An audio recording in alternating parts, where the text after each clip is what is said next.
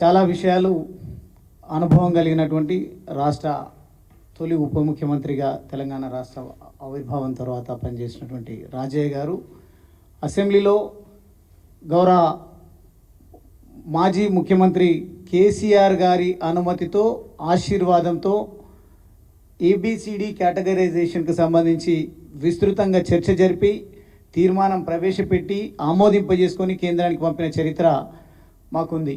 అదే మాదిరిగా తీర్మానం చేసి పంపించడమే కాదు, భారత ప్రధానికి స్వయాన అప్పుడున్న మా ముఖ్యమంత్రి గారు ఇదే అంశాన్ని ప్రత్యేకించి తీసుకువెళ్ళి ఏబిసిడి కేటగరైజేషన్ కోసం ఎంత తీవ్రంగా శ్రమించినరో మనందరికీ కూడా తెలుసు.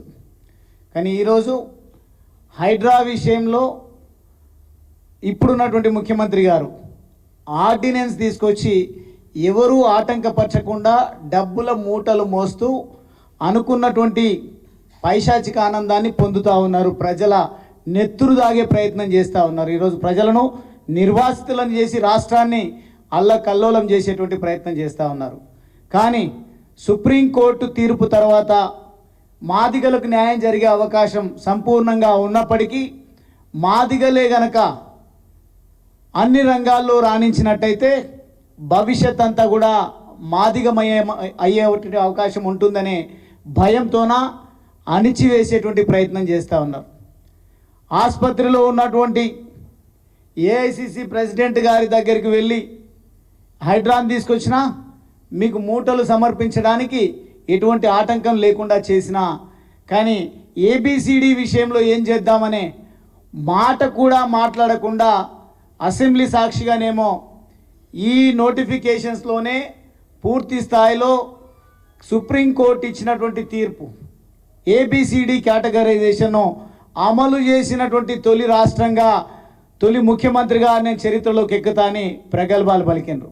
కానీ చేయకపోగా ఈరోజు ఆ ఊసే ఎత్తకుండా కాంగ్రెస్ ప్రభుత్వంలో కాంగ్రెస్ పార్టీలో ఎమ్మెల్యేలుగా ఉన్నటువంటి వాళ్ళు నాయకులుగా ఉన్నటువంటి వాళ్ళను పూర్తి స్థాయిలో లోపరుచుకొని ఏబిసిడి అంశమే వినిపించకుండా చేసేటువంటి ప్రయత్నం చేస్తూ ఉన్నారు.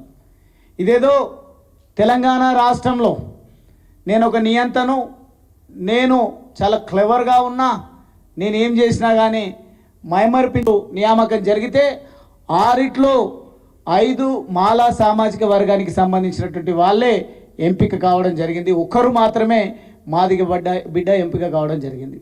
అంటే ఈ రకంగా ఒక జిల్లాలో ఇంత అన్యాయం జరిగింది అని అంటే రాష్ట్ర వ్యాపితంగా దేశవ్యాపితంగా ఎన్ని ఇబ్బందులు మాదిగ జాతి ఎదుర్కొంటుందో అర్థం చేసుకోవాల్సినటువంటి అవసరం ఉంది. అదే మాదిరిగా ఈరోజు కేంద్ర ప్రభుత్వంలో కీలక భూమిక పోషిస్తున్నటువంటి చంద్రబాబు నాయుడు గారు అప్పుడు ఏబిసిడి కేటగరైజేషన్ జరిగినప్పుడు మద్దతుగా ఉన్నారు. ఇప్పుడు కూడా అదే వాయిస్ వినిపించాల్సినటువంటి అవసరం ఉంది. దీన్ని అమలు చేసేటువంటి ప్రయత్నం దేశవ్యాప్తంగా బాధ్యత తీసుకోవాల్సినటువంటి అవసరం ఈరోజు అధికారంలో ఉన్నటువంటి అన్ని పార్టీల పైన ఉంది. ఒకవేళ కనుక ఈ అంశాన్ని కనుమరుగు చేస్తామంటే అది సాధ్యం కాదు. ఇంతకుముందు రాజన్న గారు చెప్పినట్టుగా దండోరా ఉద్యమం, ఎంఆర్పిఎస్ ఉద్యమాలు, తెలంగాణ రాష్ట్ర సాధన ఉద్యమంలో మాదిగ జాతి ఏ పాత్ర అయితే పోషించిందో ఈ తెలంగాణకే పరిమితం కాకుండా జాతీయ స్థాయి ఉద్యమాన్ని లేవనెత్తడం కోసం కూడా ఈ మాదిగ జాతి మేలుకొన్నది. ఈరోజు మాదిగల్లో ఉన్నటువంటి వాళ్ళు చాలా వరకు రాజకీయాల్లో ముఖ్యంగా పీజీలు, పిహెచ్డీలు, ఎంఫిల్లు చేసినటువంటి డాక్టర్లు ఉన్నటువంటి మేధావి వర్గం ఈరోజు నాయకత్వం వహిస్తూ ఉంది. వివిధ పార్టీలలో ఉంటా ఉన్నారు. అందరినీ ఏకతాటిపైకి తీసుకొని వచ్చి ఎట్లయితే మండల్ కమిషన్ 1990లో బీసీల కోసం 25% రిజర్వేషన్ విషయంలో మాదిగ జాతి ఆ రోజు ఏ రకంగా అయితే పోరాటం చేయడం జరిగిందో, తెలంగాణ రాష్ట్ర సాధన ఉద్యమంలో అద్భుతమైన పాత్ర పోషించి తెలంగాణ రాష్ట్ర సాధనకు ఏర్పాటుకు కారణమైందో, జాతీయ స్థాయి ఉద్యమాన్ని కూడా నెలకొల్పే విషయంలో ఖచ్చితంగా మేమంతా నాయకత్వం వహిస్తాం. అవసరమైతే అతి త్వరలోనే మా పార్టీ అధినేత, మా పార్టీలో ఉన్నటువంటి మాదిగ జాతి బిడ్డలందరి సమక్షంలో అందరం కూడా నిర్ణయం తీసుకుంటాం.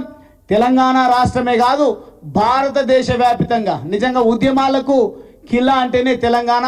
మరి ముఖ్యంగా 60 సంవత్సరాల చిరకాల ఆకాంక్ష నెరవేర్చుకునేటువంటి విషయంలో ఎంతోమంది తమ అవసర నిమిత్తం జై తెలంగాణ అనడము, మళ్ళీ పదవులు రాగానే తెలంగాణ అంశాన్ని నీరుగార్చడం జరిగింది. కానీ కేసీఆర్ గారి నాయకత్వంలో ఎత్తిన జెండాను దించకుండా తెలంగాణ రాష్ట్ర ఏర్పాటు జరిగే వరకు కూడా ఎంత నిబద్ధతతో పనిచేయడం జరిగిందో అదే స్థాయిలో దేశవ్యాప్తంగా ఏబిసిడి కేటగరైజేషన్ సుప్రీంకోర్టు ఇచ్చినటువంటి తీర్పును అమలు చేయించేటువంటి విషయంలో తెలంగాణ నుంచి మాదిగ జాతి నాయకత్వం వహిస్తుంది. దేశవ్యాప్తంగా అణిచివేతకు గురవుతున్నటువంటి నష్టం జరుగుతున్నటువంటి జాతులు ఏవైతే ఉన్నాయో ఆ జాతులందరి విషయంలో మేమందరం కూడా పోరాటం చేస్తాం.